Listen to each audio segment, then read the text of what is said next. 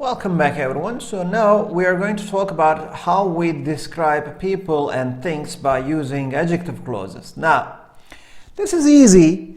We use who, whom, and that to describe people in the sentence. Now, there are differences between these three, but we will have a look at them in detail. But important thing is here, if you want to describe people in a sentence, then you use who, whom, and that. Now, on the other hand, we use that and which to describe things in the sentence. Now, this is interesting, everyone. In order to describe people, mostly we prefer who and whom, okay?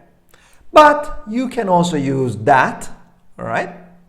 So, mostly we use who and whom if you want to describe people. But it's possible. It's okay to use that.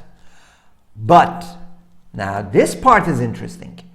When you are describing things, mostly we prefer to use that. So that is the main relative pronoun that is used to describe things, but it's also possible to use which in order to describe things. So, most importantly, we use who and whom and that in order to describe people and things in a sentence. Now, this is very important. We do not repeat the person or thing that we describe within the adjective clause again. So you have your noun, and then you have your adjective pronoun or relative pronoun, and after that, in the adjective clause, you do not repeat the noun again. Now, what does this mean? In this sentence, the man that I saw yesterday wants to talk to you. Now here, that describes the man, right? So, or adjective clause describes the man. Which man? The man that I saw yesterday. The man that I saw yesterday. So here, that I saw yesterday describes the man. But normally, within this sentence, you also had him. I saw the man yesterday. All right? I saw him yesterday. But him and the man are the same people. So in the adjective clause, we do not repeat him or the man. We omit it. We get rid of it. All right? So our adjective clause becomes the man that I saw yesterday. So that's my subject also. This is my verb. What does he do? He wants to talk to you. So wants is my verb. To talk to you is my object. All right? Another example. The teacher who will teach us this semester is from Bangladesh. All right? The teacher who will teach us. Now, the teacher who will teach us this semester is all together, that's adjective clause, right? Now, this is easy. Now, the teacher who she will teach us this semester. Now, she and the teacher are the same people. So, within the adjective clause, in here, we do not repeat again she. No, we get rid of it. It's gone. It flies, all right? So, the teacher who will teach us this semester is from Bangladesh. She and the teacher are the same, so we do not repeat them, all right? Now, this causes something interesting. Now, let's check these sentences. So, I cannot see the book, or I cannot find the book. Which book? The book has pictures from 19th century. Now, if you want, these are two separate sentences, two different sentences. Now, if you want to describe the book, you want to describe the book. I cannot find the book. I cannot see the book. Which book? Now, you do not repeat it. It is not repeated. But instead of that, you use that or which. So you do not repeat it, but you use that to describe the book. So your sentence becomes, I cannot see the book that has pictures from 19th century. Which book? The book that has pictures from 19th century. Another example. I need to find the guy. Which guy? The guy who sold me this bag. So the guy and he are the same people. I get rid of he, and instead of this, I use who. Why? Because the guy is a person. So I need to find the guy who sold me this bag.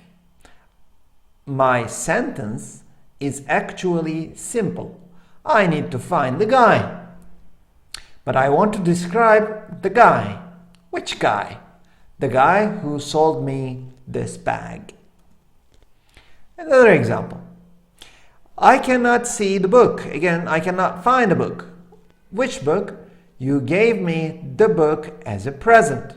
You gave it to me as a present. Now, again, same idea. The book and the book, they are the same. So it's not repeated, all right, in here. So it becomes, I cannot see the book that you gave me as a present. That's my sentence. And finally, now if you look carefully, these two sentences are describing the book, and these two sentences are describing the guy, all right? I cannot find the guy. My father thanked him for his help. Now here, him is omitted, and it becomes, but you need who, right? So here, it's always, everyone, who, which, that comes after the noun, all right? Right after the noun. So who comes here, not here? This is important. Who does not come here, everyone? No. You omit him from here, yes, but who comes right after the noun together, all right? So I need to find the guy whom my father thanked for his help. Now you might ask, teacher, why do you have these two different examples but with the same things described? So the book, the guy, the book, the guy. Because there's a reason there. So the reason is this. In some adjective clauses, just like the ones you see here, if you look at the examples here, you will see that in some adjective clauses, who, which, that is followed by the verb of the adjective clause. So, in some adjective clauses, who, which, that, just after who, which, that, we have a verb. And in some adjective clauses, after who, which, that, we have another person, another subject. Now, this is very important. Now, if you look at here, the student who was sent away for a week by the admin returned to school today. Now, returned is my main verb of the sentence. Now, this is easy. But if you look carefully, everyone, after who, we have a verb, right? The student who was sent away for a week by the admin. But all together, they describe the student. So altogether, this is my main subject of the sentence. Returned is my verb, and to school today is my object. But if you look carefully, after who, we have a small verb, the verb of the adjective clause. All right? Or, the student who is talking to the teacher studies for 4 hours a day. Now, studies is my main verb. It's my main verb, but after who, I have another verb. That's possible. All right? But. Oh no, not but. Another example. I want to show you the television that fell on me. So after that, I have fell here, which means it's another verb. Or, Jill did not see the car that was coming towards her. So, was coming is a verb and it comes after that. All right? Now, why is this important? It's important because it will come later. Okay? Now, just try to understand. Sometimes, right after who, which, that, we have a verb. Okay?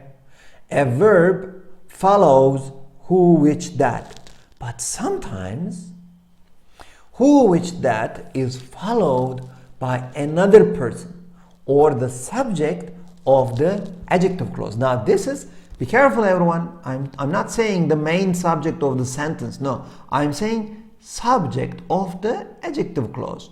So after who, which, that, sometimes you have another person, another subject. Now, what does this mean? The student who the teacher shouted at so badly left the class crying. Now, if you look carefully, everyone, left is my main verb, right? So this is my main verb. And the student who the teacher shouted at so badly is my subject. And if you look carefully, after who, I have another person. The student who the teacher shouted at so badly. So I have the teacher as another subject. Now, normally, my adjective clause, or my sentence was like this. The teacher shouted at the student so badly. So here, we had the teacher shouted at him, right? Or her. The student shouted at him or her. But him is omitted. Why? Because it's described here. So, what do we have? After who, we have another person here. Now, check this one out. The man who or whom you thanked was not the man that helped me. So you thanked the man, you thanked him. It was here, him was here, but it's omitted, it's gone. So after who or whom, we have another subject. The man whom you thanked, or who you thanked. Terry keeps talking about the movie that he saw last week. Teacher, why he saw? Because he saw it last week. Normally here we had he saw the movie last week, so it is omitted from here, but he is not omitted. So after that we have another subject. And finally, I want to show you the game console that my uncle gave me as a birthday present. So my uncle is another subject. Now, I is my main subject, want is my main verb, real verb, and the rest is my object. All right, but here, after that, I'm describing the game console. Which game console? the game console that my uncle gave me as a birthday present. But here, after that, I have another person. Now, why is this important? After who, which, that, you can have a verb. After who, which, that, you can have another person. Why is this important? It will come after the short break, everyone. See you after the break.